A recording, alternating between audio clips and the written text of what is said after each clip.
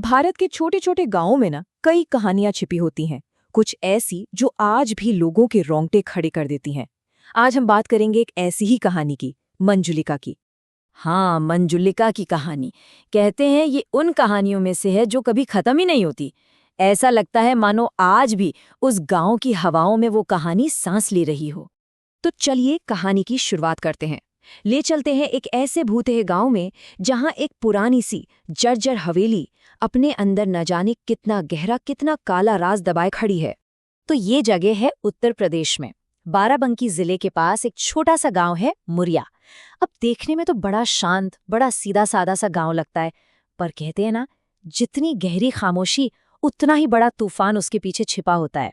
इसी गांव के एक कोने में खड़ी है वो हवेली, बिल्कुल टूटी फूटी, वीरान। दरवाजे भी अजीब से टेढ़े मेढ़े हैं, दीवारों पर हर तरफ मकड़ी के जाले। और वहां एक अजीब सी, मतलब एक दमनकारी खामोशी है। ऐसी खामोशी जैसे कोई चीखना चाहता हो पर आवाज गले में ही दबकर रह गई हो। और इस सब की शुरुआत हुई थी साल 1941 में। वहां के लोग बताते हैं कि मंजुलिका नाम की एक आत्मा उसी हवेली और ठीक उसके सामने बने पुल पर भटकती है। और सबसे खौफनाक बात क्या है, जो कोई भी उसे देख लेता है ना, वो अगली सुबह का सूरज नहीं देख पाता। उसकी लाश सीधे नीचे बने तालाब में तैरती हुई मिलती है। तो एक तरफ है ये सदियों पुरानी खौफनाक कहानी, और दूसरी तरफ हैं आज के नौजवान जो इन सब बातों को अंधविश्वास मानते हैं। तो सवाल ये है कि जब इन दो दुनियाओं का टकराव होता है ना, तो आखिर होता क्या है। तो सीन कुछ ऐसा है कि चाय के एक ठेले पर 4 दोस्त बैठे हैं, अर्जुन, रागिनी, अंकित और मीनल। और बातें चल रही हैं इसी कहानी की। वो लोग इसका मजाक उड़ा रहे हैं, इसे अंधविश्वास बता रहे हैं। ठीक तभी एक बुजुर्ग उनके पास आते हैं और कहते हैं कि ये सिर्फ अंधविश्वास नहीं है, ये एक अधूरी कहानी है। एक ऐसी आत्मा की कहानी जो आज भी अपने धोखेबाज प्यार से अपना हिसाब बराबर करने का इंतजार कर रही है। और फिर उन दोस्तों के मजाक के बीच वो बुजुर्ग उस खौफ के पीछे छिपी एक बहुत ही दर्दनाक प्रेम कहानी सुनाना शुरू करते हैं। बात है साल 1941 की। मंजुलिका, कहते हैं, उस गांव की सबसे खूबसूरत लड़की थी और उसे प्यार हो गया कृष्णा नाम के एक लड़के से। लेकिन जैसा कि अक्सर होता है, समाज और बचपन में ही तय हो चुकी एक शादी उनके बीच दीवार बनकर खड़ी थी। जब उन्हें लगा कि साथ जीने का कोई रास्ता नहीं है, तो दोनों ने एक साथ मरने की कसम खा ली। फैसला हुआ कि वो दोनों उसी रात हवेली के सामने वाले पुल पर मिलेंगे। प्लान ये था कि दोनों एक साथ तालाब में कूद जाएंगे। मंजुलिका ने कृष्णा पर भरोसा किया, उसका हाथ थामा और आंखों में आंसू लिए छलांग लगा दी। पर इसके बाद जो हुआ वो सबसे खौफनाक था।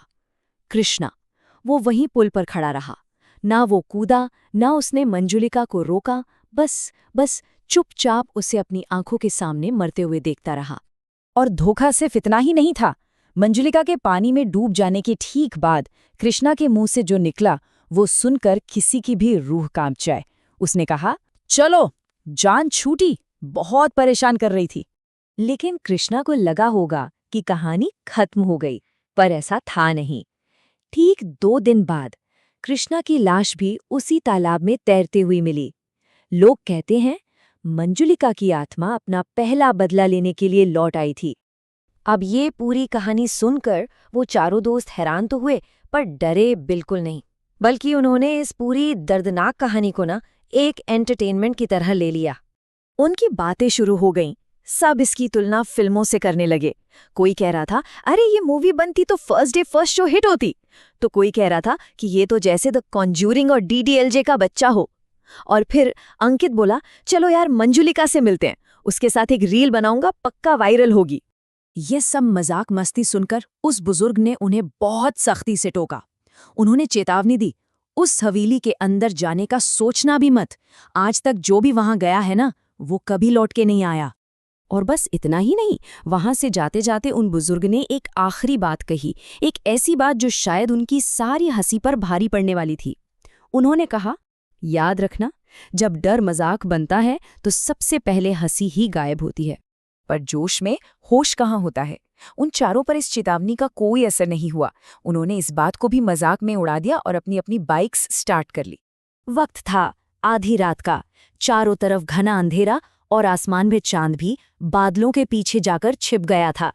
ऐसा लग रहा था जैसे वो भी आने वाले खतरे का कोई संकेत दे रहा हो।